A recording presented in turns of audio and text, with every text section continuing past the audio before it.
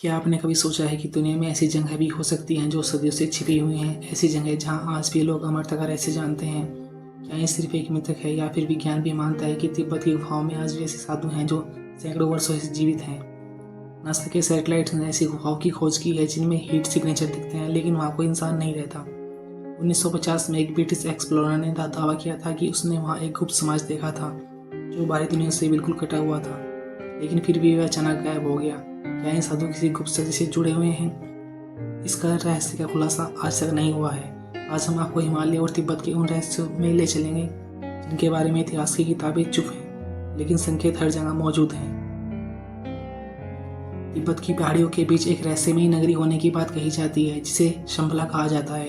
प्राचीन तिब्बती ग्रंथ और भारतीय पुराणों में इस जगह का जिक्र मिलता है। कहा जाता है कि यहाँ जाने वालों का रास्ता इंसानों के लिए नहीं होता, यह सिर्फ उन्हीं के लिए खुलता है जो उच्च आध्यात्मिक शक्तियाँ प्राप्त कर चुके होते हैं।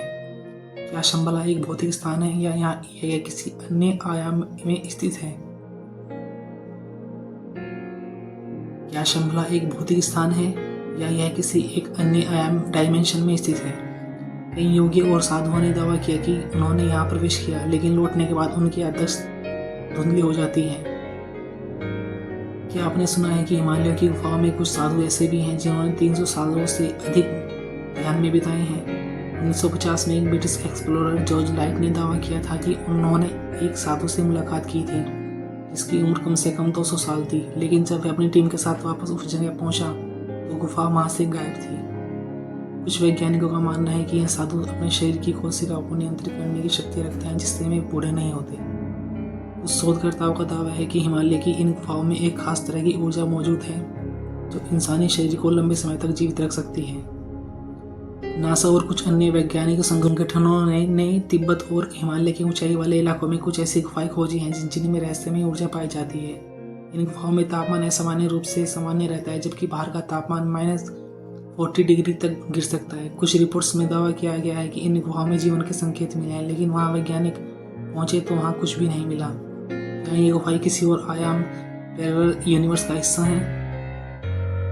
कुछ वैज्ञानिकों का मानना है कि ये साधु सिर्फ ध्यान नहीं कर रहे बल्कि ब्रह्मांड की ऊर्जा को नियंत्रित करने की कोशिश कर रहे हैं। प्राचीन ग्रंथों में कहा गया है कि जब दुनिया पर सबसे बड़ा संकट आएगा तब ये साधु दुनिया को बचाने के लिए बाहर आएंगे। क्या आधुनिक समय में बढ़ती आपदाएं, युद्ध और पर्यावरण संकट इस भविष्यवाणी का संकेत है?